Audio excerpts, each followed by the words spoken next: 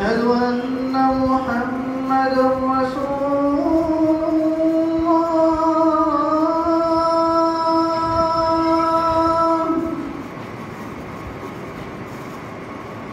أشهد أن محمدا رسول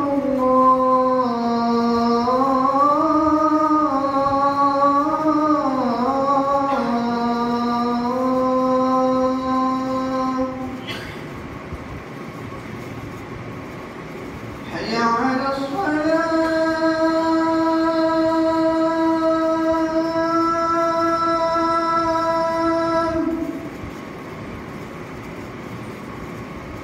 حي على الصلاة.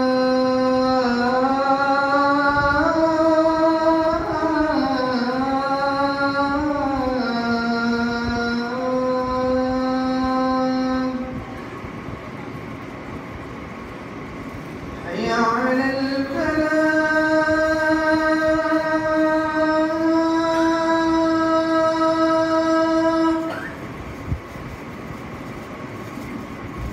حي على الفلاح.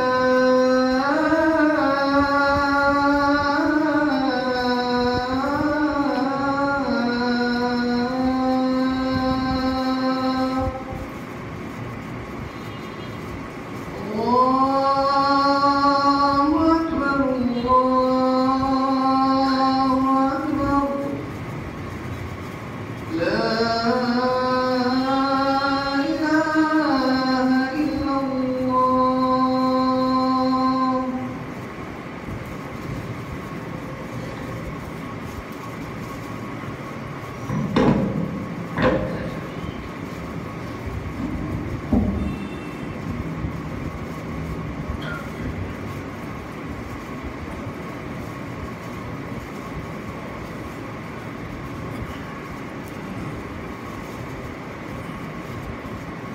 إن الحمد لله نحمده ونستعينه ونستغفره ونعوذ بالله من شرور أنفسنا ومن سيئات أعمالنا.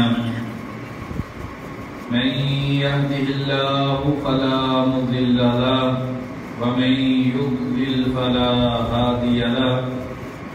وأشهد أن لا إله إلا الله وحده لا شريك له وأشهد أن محمدا عبده ورسوله. أما بعد فإن أصدق الحديث كتاب الله وخير الهدي هدي محمد صلى الله عليه وسلم وشر الأمور محدثاتها وكل محدثة بدعة وكل بدعة ضلالة وكل ضلالة في النار. أما بعد فأعوذ بالله من الشيطان الرجيم. يا أيها الذين آمنوا اتقوا الله حق تقاته ولا تموتن إلا وأنتم مسلمون.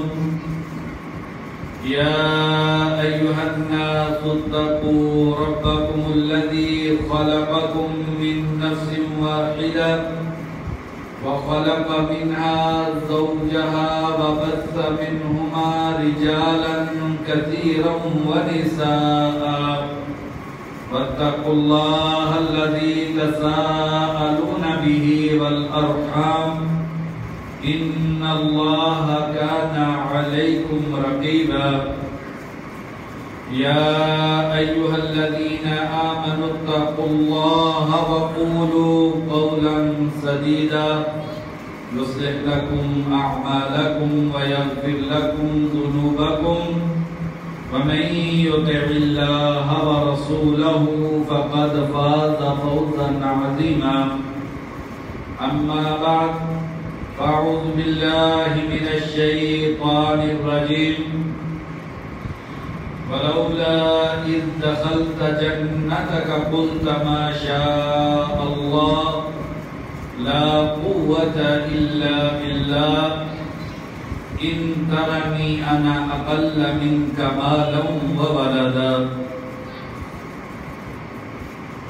ہر قسم کی حمد و ثنا، تسبیح و تحمید، بڑائی، کبریائی اللہ وحدہ لا شریک کے لیے، ان گن بے شمار لا تعداد درود و سلام ہو نبی اکرم صلی اللہ علیہ وسلم کی ذات اقدس پہ، کروڑوں رحمتیں ہوں صحابہ کرام پر، تابعین اعظام پر، محدثین کرام پر۔ میرے اور آپ کے خالق و مالک کا فرمان ہے، اللہ تبارک و تعالی سورۃ کہف میں ایک اپنے نافرمان بندے کا ذکر کرتے ہوئے فرماتے ہیں کہ اللہ تبارک و تعالی نے اپنے اس بندے کو بہت ہی مال و متاع عطا کیا تھا، تو اللہ تبارک و تعالی فرماتے ہیں وَلَوْلَا إِذْ دَخَلْتَ جَنَّتَكَ قُلْتَ مَا شَاءَ اللَّهُ، ایسے کیوں نہ ہوا جب تو اپنے باغ میں داخل ہوا تو تو نے کہا، تم کہتے ما شاء اللہ لا قوت الا باللہ، کسی بھی قسم کی کوئی طاقت اللہ تبارک و تعالی کے علاوہ نہیں ہے۔ ان ترنی انا اقل منک مالا و ولدا، جب تو نے دیکھا کہ تیرے پاس تو مال و متاع بہت زیادہ ہے، بڑا ہی خوبصورت اور قیمتی باغ ہے، اور دوسرے بھائی کے پاس تجھ سے مال بھی کم ہے اور اولاد بھی کم ہے، تو نے اپنی اولاد اور اس مال کو دیکھ کر یہ کیوں نہ کہا ما شاء اللہ لا قوت الا باللہ۔ نبی اکرم صلی اللہ علیہ وسلم کے عظیم صحابی ابو موسیٰ اشعری رضی اللہ عنہ بیان کرتے ہیں کہ ہم نبی اکرم صلی اللہ علیہ وسلم کے ساتھ خیبر کی طرف جا رہے تھے، وَكُنَّا إِذَا عَلَوْنَا كَبَّرْنَا، جب بھی کوئی چڑھائی آتی ہم ذرا اوپر ہوتے تو ہم کہتے اللہ اکبر۔ یہ اسلام کی تعلیمات ہے کہ جب انسان اوپر کو چڑھے تو اللہ اکبر کہے، تاکہ انسان اس بات کا اظہار کرے کہ میرے اوپر چڑھنے سے یا اللہ میں کوئی بہت بڑا نہیں ہو گیا ہوں، اللہ اکبر، یا اللہ تو ہی سب سے بڑا ہے۔ اور جب انسان نیچے اترے تو سبحان اللہ کہے، جس کا مطلب یہ ہے کہ یا اللہ میرے لیے تو نشیب ہے، میرے لیے تو نیچے آنا ہے، سبحان اللہ، یا اللہ تو پاک ہے، تیرے لیے بلندیاں ہی ہے، تیرے لیے نشیب نہیں ہے۔ تو ابو موسیٰ اشعری رضی اللہ عنہ بیان کرتے ہیں کہ ہم جب بھی چڑھائی پہ چڑھتے کبرنا، ہم بلند آواز سے اللہ اکبر کہتے۔ نبی اکرم صلی اللہ علیہ وسلم جب ہم زور لگا کے اللہ اکبر کہتے تو آپ صلی اللہ علیہ وسلم نے فرمایا اربعوا علی انفسکم، اپنے آپ کو تکلیف نہ دو، اپنے لیے آسانی والے معاملے کو اختیار کرو، فَإِنَّكُمْ لَا تَدْعُونَ أَصَمَّ وَلَا غَائِبًا، تم کسی بہرے اور غائب کو نہیں پکار رہے ہو، وَلَكِنْ تَدْعُونَ سَمِيعًا قَرِيبًا، تم ایک ایسی ذات باری کو پکار رہے ہو جو سنتی ہے اور قریب بھی ہے، وہ ذات جو دل کی دھڑکن کو سنتی ہے، اور وہ ذات جو سمندروں کے پیٹ میں موجود مچھلیوں کی پکار کو سنتی ہے، جو سنگلاخ پہاڑوں میں چھپی ہوئی چیونٹیوں کی پکار کو بھی سنتی ہے۔ لیکن تدعون سمیعا قریبا، تم جو ہو سننے والی ذات کو پکار رہے ہو، قریب ذات کو پکار رہے ہو، اس لیے زور لگا کے اللہ اکبر کہنے کی تم کو ضرورت نہیں ہے۔ اور پھر ابو موسیٰ اشعری رضی اللہ عنہ جن کا نام عبداللہ بن قیس ہے، یہ صحابی رسول فرماتے ہیں کہ میں نبی اکرم صلی اللہ علیہ وسلم کے پیچھے سواری پر بیٹھا ہوا تھا. نبی اکرم صلی اللہ علیہ وسلم نے مجھ کو مخاطب کر کے فرمایا اے عبداللہ بن قیس الا ادلک علی کنز من کنوز الجنہ، اے میرے صحابی کیا میں تجھے جنت کے خزانوں میں سے ایک خزانہ نہ دے دوں؟ ہر انسان کو دنیا میں تمنا اور چاہت ہوتی ہے کہ خزانے میرے ہاتھ لگ جائیں. تو نبی اکرم صلی اللہ علیہ وسلم اپنے اس پیارے صحابی کو مخاطب کر کے فرماتے ہیں الا ادلک علی کنز من کنوز الجنہ، اے میرے پیارے صحابی کیا میں تجھ کو جنت کے خزانوں میں سے کسی خزانے کے بارے میں نہ بتلا دوں؟ قلت بلا، میں نے کہا اللہ کے نبی کیوں نہیں، آپ مجھے جنت کا خزانہ بتلا دیجئے. آپ صلی اللہ علیہ وسلم نے فرمایا، بخاری اور مسلم کی حدیث ہے، قل لا حول ولا قوت الا باللہ، لا حول ولا قوت الا باللہ پڑھا کرو، فإنها کنز من کنوز الجنہ، یہ جنت کے خزانوں میں سے ایک خزانہ ہے. ابن ماجہ کی حدیث ہے، نبی اکرم صلی اللہ علیہ وسلم اپنے ایک دوسرے صحابی ان کے پاس سے گزر ہوتا ہے. صحابی کہتے ہیں میں نبی اکرم صلی اللہ علیہ وسلم کے پاس سے گزرا فدعانی، آپ صلی اللہ علیہ وسلم نے مجھے پکار کے اپنے پاس بلایا اور کہا الا ادلک علی کنز من کنوز الجنہ، کیا میں تجھ کو جنت کے خزانوں میں سے ایک خزانہ نہ دے دوں؟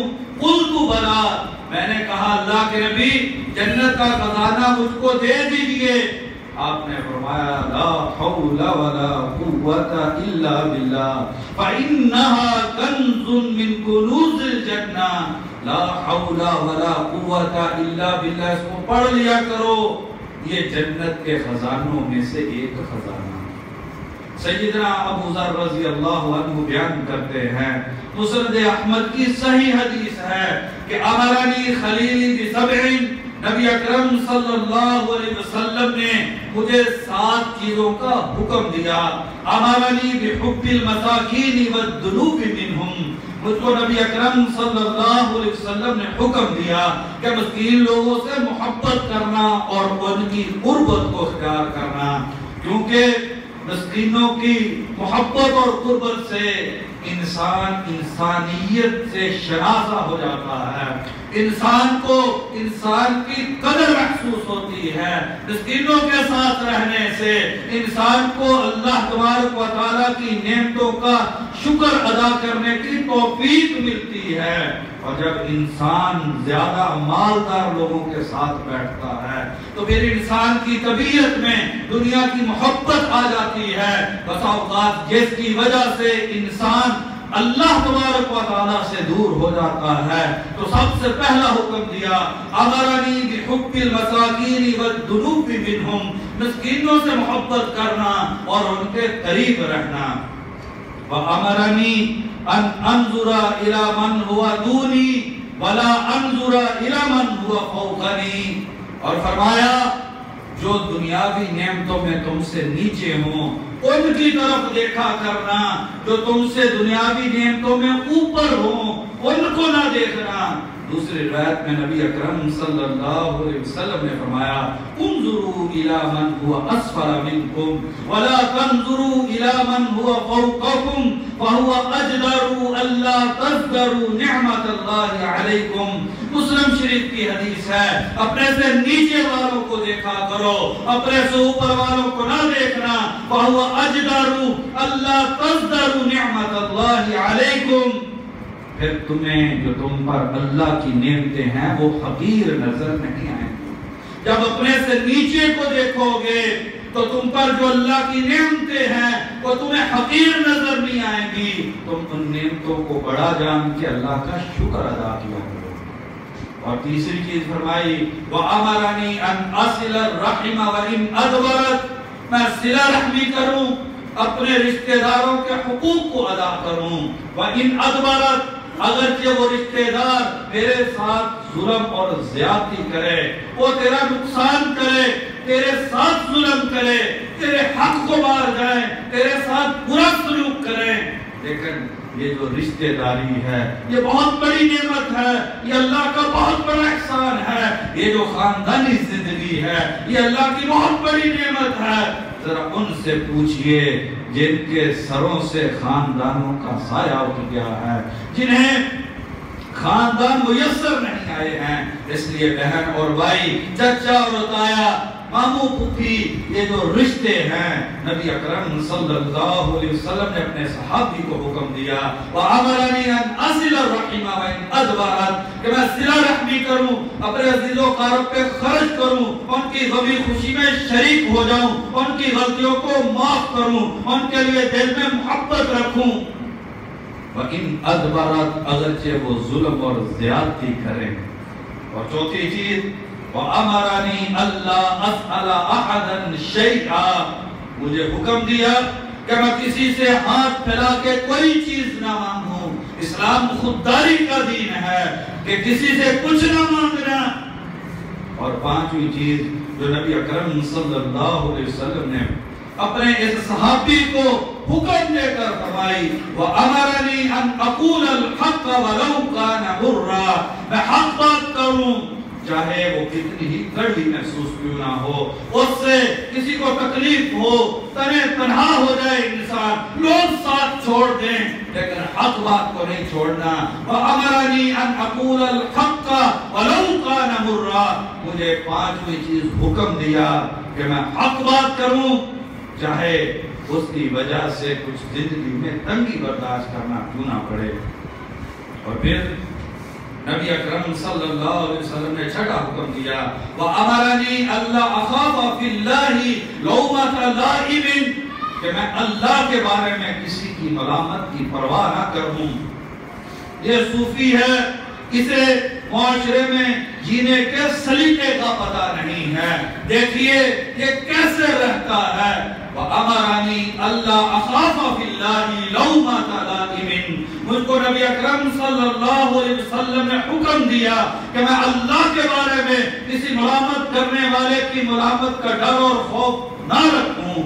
اور ساتویں چیز وَأَمَرَنِي أَنْ أُكْثِرَ مِنْ قَوْلِ لَا حَوْلَ وَلَا قُوَّةَ إِلَّا بِاللَّهِ، اور نبی اکرم صلی اللہ علیہ وسلم نے مجھ کو حکم دیا کہ میں اپنی زندگی میں شب و روز میں، رات کی جو ہے تاریکیوں میں، دن کی روشنی میں، سفر اور حضر میں، گرمی کی شدت میں، تھکتی ہوئی سردیوں میں، تنہا سر محفل جس جگہ پر بھی ہوں، میں لا حول ولا قوت الا باللہ اس کو کثرت سے پڑھا کروں۔ اور پھر بڑا خوبصورت ارشاد فرمایا فَإِنَّهُنَّ مِن كَنْزٍ مِن تَحْتِ الْعَرْشِ، یہ اللہ کے عرش کے نیچے سے نکالا ہوا خوبصورت خزانہ ہے، لا حول ولا قوت الا باللہ۔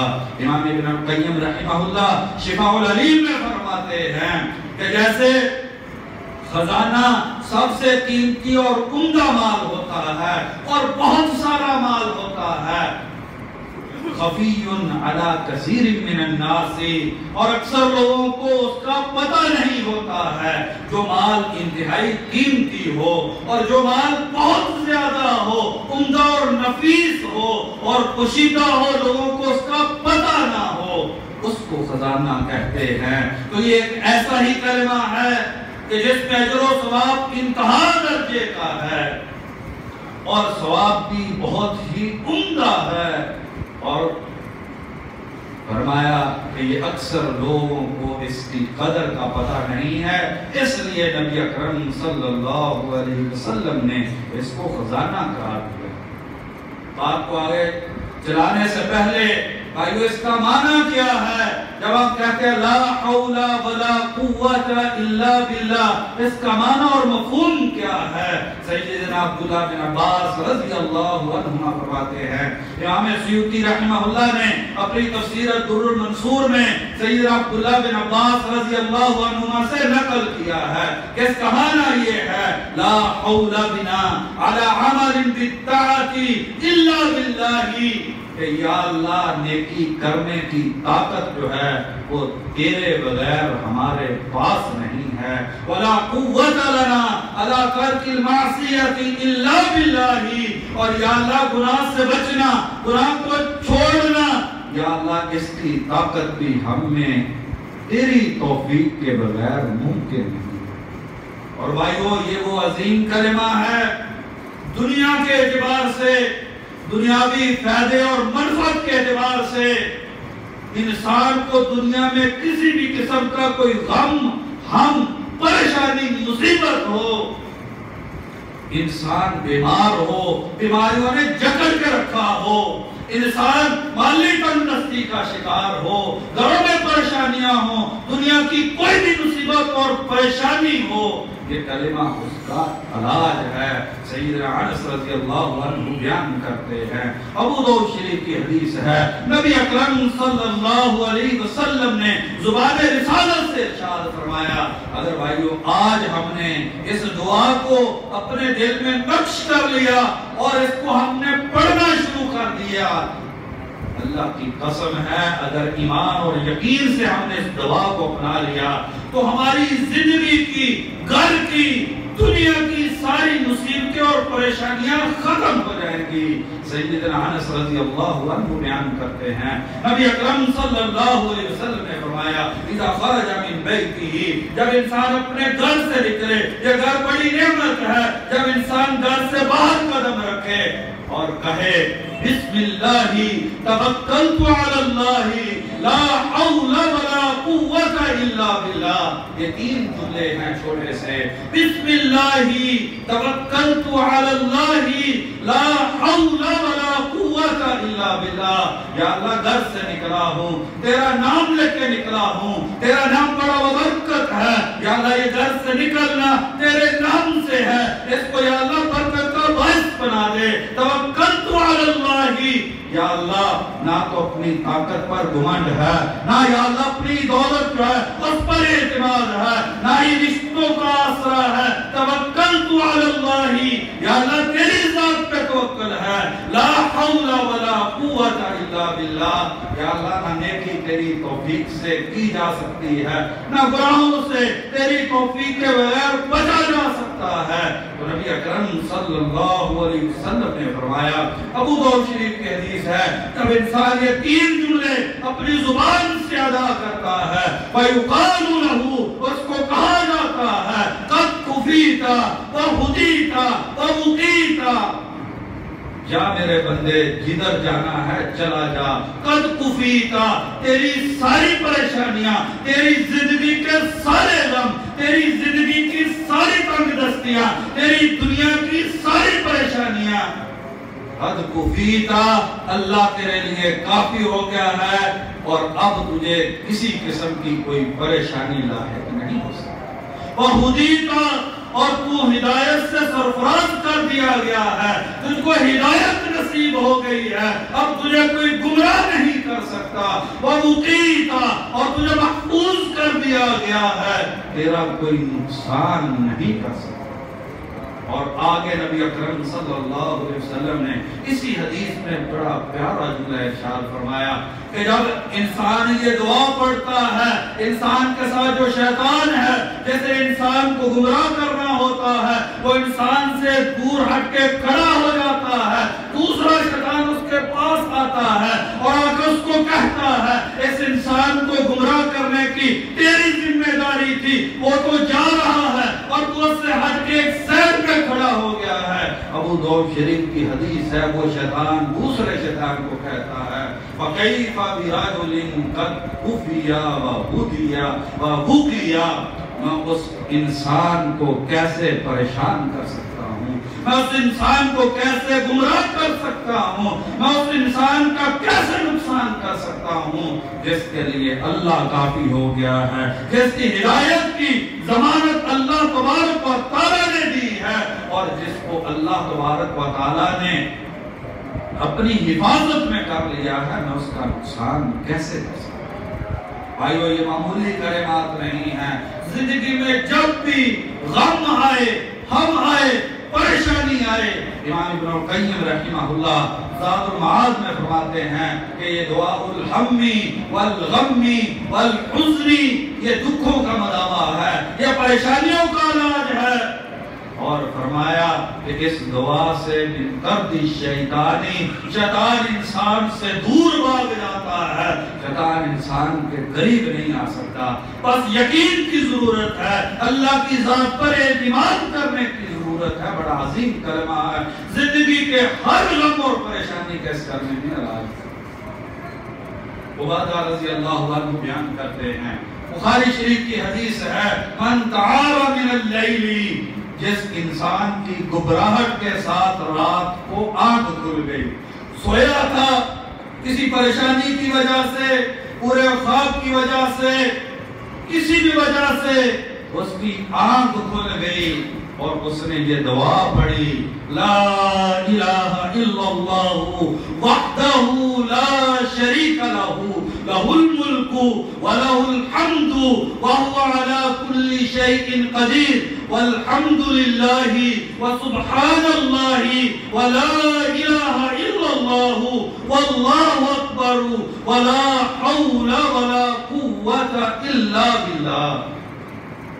جس انسان نے اس دعا کو پڑھ لیا، لا الہ الا اللہ وحدہ لا شریک لہ، لہ الملک ولہ الحمد وہو علی کل شیء قدیر، الحمد للہ وسبحان اللہ ولا الہ الا اللہ واللہ اکبر ولا حول ولا قوة الا باللہ۔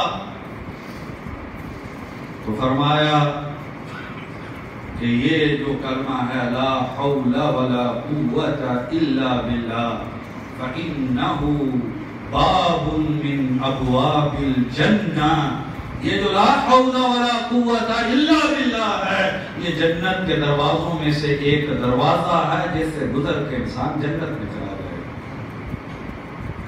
دنیا کی بھی سبھی پریشانیوں کا علاج اور آخرت میں بھی انسان کے لیے جنت کی ضمانت اور گارنٹی ہے۔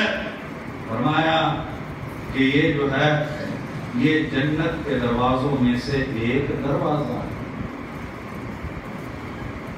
امام نووی رحمہ اللہ فرماتے ہیں کہ اس کلمے کی اتنی فضیلت کیوں ہے کہ دنیا کے بھی ہر دکھ کا علاج ہے، اور یہ جنت کا خزانہ بھی ہے، اور یہ جنت کا دروازہ بھی ہے، یہ اللہ کے عرش کے نیچے سے نکلا ہوا خزانہ بھی ہے۔ فرماتے ہیں بِأَنَّهَا كَلِمَةُ اسْتِسْلَامٍ وَتَفْوِيضٍ، کیونکہ یہ وہ کلمہ ہے جس کے ذریعے انسان اللہ کی ذات پر اعتماد اور توکل کرتا ہے۔ انسان یہ کہتا اور مانتا ہے کہ یا اللہ میرے اختیار میں کچھ نہیں ہے، جو کچھ بھی ہے یا اللہ تیرے اختیار میں ہے، جو کچھ بھی ملتا ہے تیرے دینے سے ملتا ہے، اور جو نہیں ملتا ہے وہ میں جتنی بھی کوشش کروں نہیں مل سکتا ہے۔ اللہ تبارک و تعالیٰ کی ذات پہ توکل، یقین اور اعتماد کا یہ کلمہ ہے، اس میں انسان اللہ کی ذات پر یقین بھی کرتا ہے، توکل بھی کرتا ہے، اعتماد بھی کرتا ہے، اور اپنے آپ کو غرور اور تکبر سے بچاتا ہے، انسان عاجزی کا اظہار کرتا ہے۔ اس لیے اس کلمے کی اتنی زیادہ فضیلت ہے۔ ترمذی شریف کی حدیث ہے، عبداللہ بن عمر بن عاص رضی اللہ عنہما بیان کرتے ہیں کہ زمین پہ رہنے والا کوئی بھی انسان اگر لا الہ الا اللہ وحدہ لا شریک لہ اور اللہ اکبر اور لا حول ولا قوة الا باللہ، ان تین کلمات کو ادا کر لیتا ہے، لا الہ الا اللہ وحدہ لا شریک لہ اور اللہ اکبر اور ولا حول ولا قوة الا باللہ، فرمایا الا کفرت عنہ خطایاہ ولو کانت مثل زبد البحر، انسان کے سارے گناہ اللہ تبارک و تعالی معاف کر دیتے ہیں، چاہے وہ گناہ جو ہے سمندر کی جات کے برابر کیوں نہ۔ اگر انسان ان کلمات کو پڑھے تو اگر سمندر کی جاگ کے برابر بھی انسان کے گناہ ہوں تو اللہ تبارک و تعالیٰ ان سارے گناہوں کو معاف کر دیتے ہیں. یہ اتنا عظیم کلمہ ہے کہ انسان کے گناہوں کی معافی کا سرٹیفکیٹ. ابو سعید خدری رضی اللہ عنہ بیان کرتے ہیں کہ قرآن مجید کی یہ جو آیت ہے کہ المال والبنون زینت الحیات الدنیا والباقیات الصالحات، کہ یہ مال اور اولاد یہ ان دنیاوی زندگی کی زینت ہے. انسان مال دے کے خوش ہوتا ہے، اولاد سے انسان کو خوشی ملتی ہے، یہ دنیا کی زندگی کی زینت ہے. لیکن اللہ تبارک و تعالیٰ نے فرمایا والباقیات الصالحات، باقی رہ جانے والی جو نیکیاں ہیں خیر عند ربک ثواب و خیر عملا، یہ ثواب کے اعتبار سے، امید کے اعتبار سے یہ بہت بہتر ہے. ابو سعید خدری رضی اللہ عنہ فرماتے ہیں کہ ہم نے نبی اکرم صلی اللہ علیہ وسلم نے ہم کو فرمایا اکثروا من الباقیات الصالحات، میرے صحابہ باقی رہنے والی نیکیاں کو کثرت کیا کرو. یہ دنیا کی زندگی گزر جانی ہے لیکن آخرت کی فکر کرتے ہوئے باقیات صالحات کیا کرو. کہتے ہم نے پوچھا ما ہی یا رسول اللہ صلی اللہ علیہ وسلم، اللہ کے نبی یہ باقیات الصالحات یہ کیا چیزیں ہیں؟ نبی اکرم صلی اللہ علیہ وسلم نے فرمایا کہ الحمدللہ وسبحان اللہ ولا الہ الا اللہ واللہ اکبر ولا حول ولا قوت الا باللہ. یہ جو 5 کلمے ہیں، سبحان اللہ، الحمدللہ، لا الہ الا اللہ، اللہ اکبر، لا حول ولا قوت الا باللہ، یہ باقیات الصالحات ہے. یہ وہ نیکیاں ہیں جو کل قیامت کے دن انسان کے کام آنے والی ہیں اور جو کہ باقی رہنے والی ہیں. یہ ان عظیم نیکیوں میں سے ہیں. ابن القیم رحمہ اللہ فرماتے ہیں انسان کے لیے کسی کام کو کرنا انتہائی مشکل ہو جائے، انسان پہ شدید خوف طاری ہو، بادشاہ کے قتل کرنے کا ڈر ہو، حالات بڑے کٹھن ہو جائیں، فرماتے ہیں ان ساری پریشانیوں کے لیے انسان لا حول ولا قوت الا باللہ پڑھ لے تو انسان کی جو مشکلیں ہیں وہ آسان ہو جاتی ہیں، جو بوجھ ہیں وہ ہلکے ہو جاتے ہیں، پریشانیاں اٹھ جاتی ہیں اور انسان خوف سے نکل جاتا ہے اور دنیا میں اس انسان کے لیے کسی بھی قسم کی تنگی اور پریشانی باقی نہیں رہتی. امام ابن تیمیہ رحمہ اللہ فرماتے ہیں میں نے اپنی زندگی میں بے شمار مرتبہ اس کا تجربہ کیا، حالانکہ نبی اکرم صلی اللہ علیہ وسلم کا فرمان جو ہے یہ کسی تجربے کا محتاج نہیں ہے. لیکن شیخ الاسلام ابن تیمیہ رحمہ اللہ فرماتے ہیں میں نے اپنی زندگی میں بارہا اس بات کا تجربہ کیا کہ جب بھی مجھ کو خوف لاحق ہوا، زندگی میں کوئی پریشانی آئی، میرے لیے معاملے میں کوئی رکاوٹ بن گئی، میں نے لا حول ولا قوت الا باللہ پڑھا، میری ساری پریشانیاں ختم ہو گئی، رکاوٹیں ٹوٹ گئی، میرے معاملات آسان ہو گئے، خوف اٹھ گئے. اللہ تبارک و تعالیٰ نے میرے لیے آسانیاں پیدا کر دی.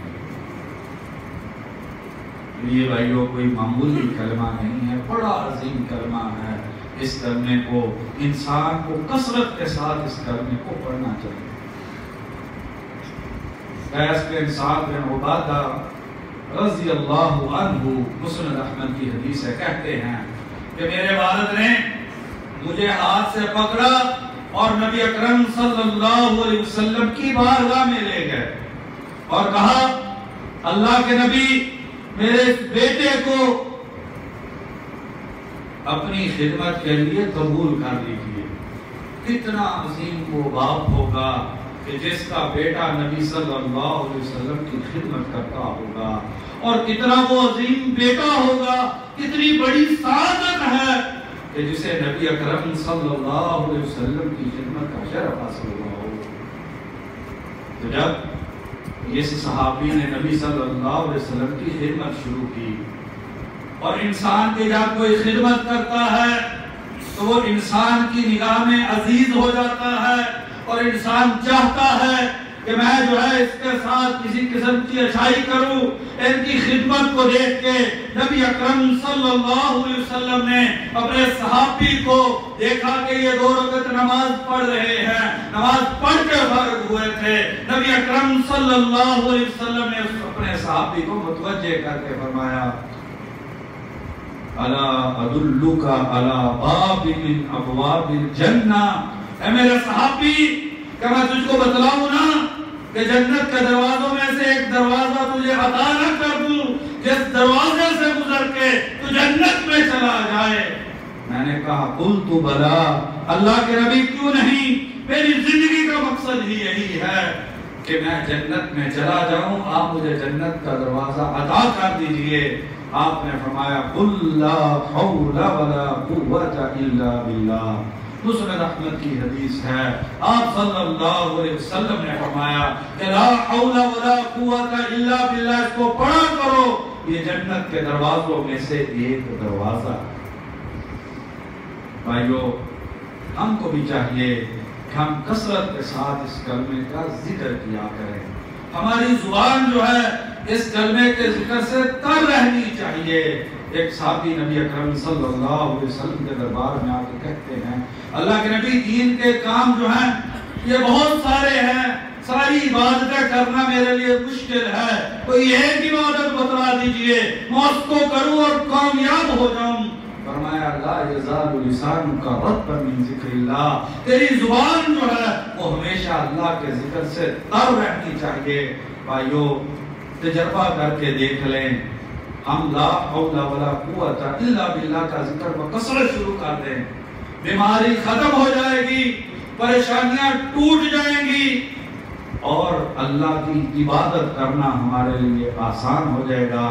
اللہ تبارک و تعالیٰ سے دعا ہے، اللہ تبارک و تعالیٰ ہمیں کما حقہ اپنی عبادت کرنے کی توفیق نصیب فرما دے، اور بکثرت اس جو ذکر ہے لا حول ولا قوت الا باللہ، اس کو بکثرت کرنے کی توفیق نصیب فرما دے۔ وما توفیقی الا باللہ۔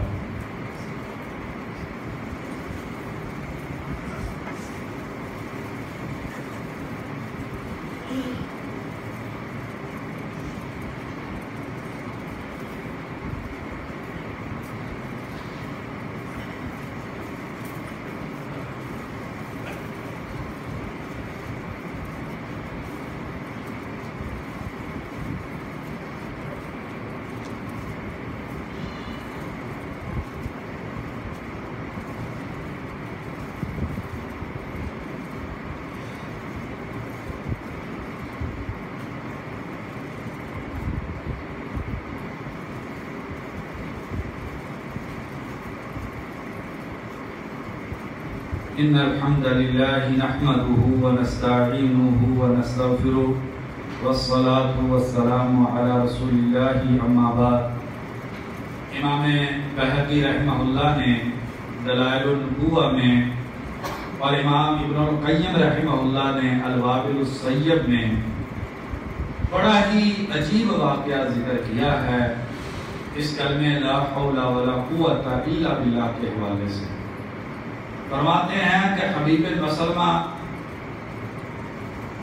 جب بھی، یہ بہت بڑے عظیم سپاہ سالار تھے، مجاہد تھے، اللہ کے راستے میں جہاد کے لیے نکلتے تھے، یہ جب بھی کسی قلعے کا حصار کرتے، اسے اپنے گھیرے میں لے لیتے، تو یہ لا حول ولا قوت الا باللہ پڑھتے، اور وہ قلعہ جو ہے وہ فتح ہو جاتا۔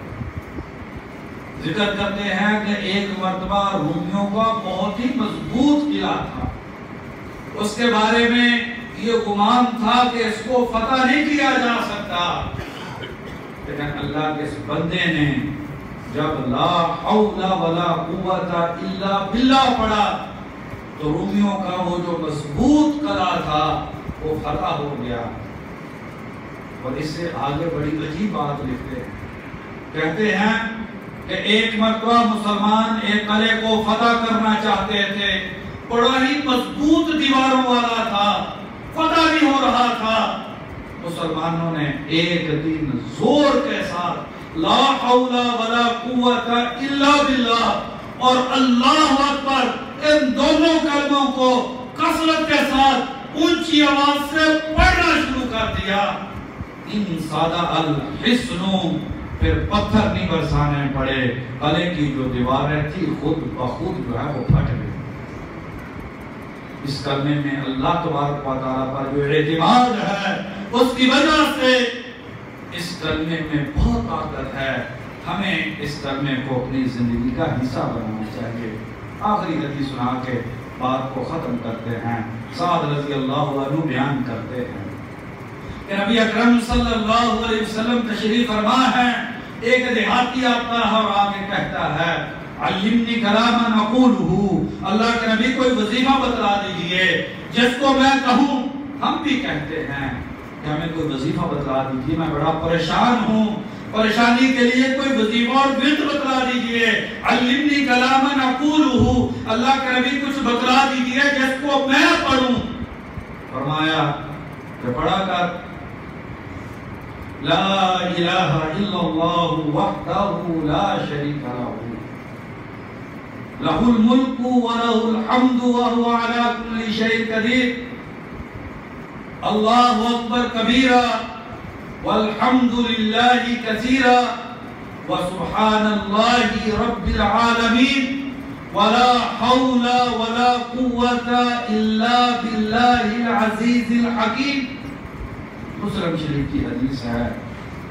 یہ 5 کلمے پڑھا کر, لا الہ الا اللہ یہ پڑھا کر, اللہ اکبر کبیرہ یہ پڑھا کر, الحمدللہ کثیرہ یہ پڑھا کر, سبحان اللہ رب العالمین یہ پڑھا کر, لا حول ولا قوت الا باللہ العزیز الحکیم یہ پڑھا کر. تھوڑی بھول گئے, سوچا واپس آ گئے. نبی اکرم صلی اللہ علیہ وسلم نے فرمایا تفکر البائس, مسکین نے کچھ سوچا ہے. آگے کہتے ہیں اللہ کے نبی فَإِيَّا ربی فمالی, یا اللہ یہ جو اللہ کے نبی یہ جو 5 کلمات بتلائے ہیں یہ تو میرے رب کے لیے ہیں, مجھے کیا ملے گا, مجھے کیا ملے گا. نبی اکرم صلی اللہ علیہ وسلم نے فرمایا جب لا الہ الا اللہ پڑھے گا اللہ تعالیٰ فرمائیں گے صدقتا, میرے بندے تو نے سچ کہا ہے. جب تو کہے گا اللہ اکبر کبیرہ قال اللہ صدقتا, اللہ تجھ کو پکار کے کہے گے بندے تو نے سچ کہا ہے. جب تو کہے گا الحمدللہ کثیرہ, اللہ جواب دیں گے صدقتا, میرے بندے تو نے سچ بولا ہے. اور جب تو کہے گا سبحان اللہ رب العالمین, عرش سے آواز آئے گی صدقتا. اور جب تو پکار کے کہے گا لا حول ولا قوت الا باللہ العزیز الحکیم, اللہ فرمائیں گے صدقتا. اور اس کے بعد جب تو کہے گا اللہم اغفر لی, تو نبی اکرم صلی اللہ علیہ وسلم نے فرمایا اللہ تعالیٰ فرمائیں گے قد فعلتو. جب تو کہے گا اللہم اغفر لی, کہ اللہ مجھ کو معاف کر دے, اللہ تعالیٰ فرمائیں گے قد فعلتو, میں نے تجھ کو معاف کر دیا ہے. پھر تو کہے گا اللہم ارزقنی, اللہ تعالیٰ فرمائیں گے قد فعلتو, یا اللہ مجھے وسیع روزی عطا فرما دے. اللہ جواب دیں گے میں نے تجھے روزی عطا کر دی ہے. پھر تو کہے گا اللہم اہدنی, یا اللہ مجھ کو ہدایت نصیب کر دے. اللہ تعالیٰ فرمائیں گے قد فعلتو, بندے میں نے تجھ کو ہدایت دے دی ہے.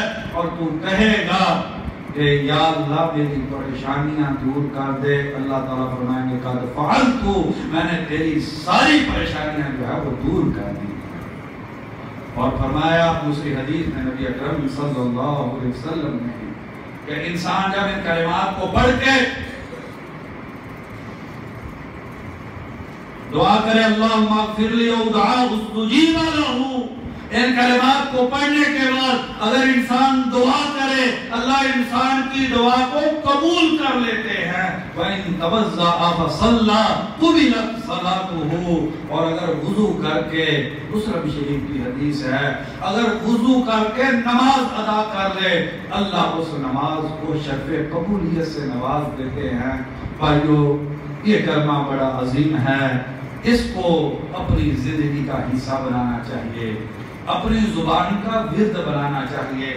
یہ وہ چیز ہے جو اپنی اولاد کو سکھانی چاہیے۔ نبی اکرم صلی اللہ علیہ وسلم نے اپنے پیارے صحابہ کو بلا کے ان کو متوجہ کر کے یہ وظیفہ جو ہے وہ بطور تحفے کے ادا کیا ہے۔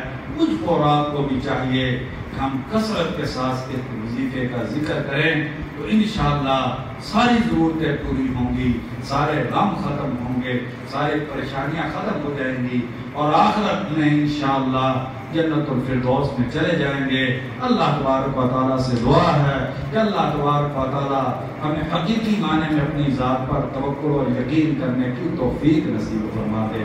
یا اللہ ایمان، یقین اور توکل کے ساتھ ان کلمات لا حول ولا قوت الا باللہ کو پڑھنے کی ہم کو توفیق نصیب فرما دے۔ یا اللہ تیری توفیق کے بغیر کچھ ممکن نہیں ہے۔ یا اللہ نیکی کی توفیق عطا فرما دے۔ یا اللہ گناہ سے بچنے کی توفیق نصیب فرما دے۔ یا اللہ ہم کمزور ہیں، ہمارا کوئی زور نہیں ہے۔ یا اللہ ساری طاقتیں تیری ہیں۔ یا اللہ ہمیں نیکیوں کی توفیق نصیب فرما دے۔ یا اللہ بہت سارے بھائی جو ہیں بیمار ہیں، یا اللہ ان کو شفائے کاملہ عاجلہ نصیب فرما دے۔ یا اللہ جو بھائی پریشان ہیں ان کی پریشانی کو دور فرما دے۔ یا اللہ جو بھائی مالی تنگدستی کا شکار ہیں، یا اللہ انہیں حلال کی وسیع روزی نصیب فرما دے۔ یا اللہ جو بھی غم اور پریشانی ہے اس کو دور فرما دے۔ یا اللہ گھروں کو امن کے گہوارے بنا دے۔ یا اللہ دلوں کو محبتیں نصیب فرما دے۔ یا اللہ نفرتیں دور فرما دے۔ یا اللہ 5 وقت جماعت کے ساتھ نماز پڑھنے کی توفیق نصیب فرما دے۔ بکثرت یا اللہ اپنا ذکر کرنے کی توفیق نصیب فرما دے۔ یا اللہ جنت الفردوس میں اعلیٰ مقام نصیب فرما دے۔ یا اللہ جہنم سے ہم کو محفوظ فرما دے۔ یا اللہ جو ایمان والے قبروں میں چلے گئے ہیں، یا اللہ ان کی قبروں کو جنت کے باغیچے بنا دے۔ یا اللہ ہمارے ملک کی حفاظت فرما دے۔ یا اللہ اس ملک کو ترقی نصیب فرما دے۔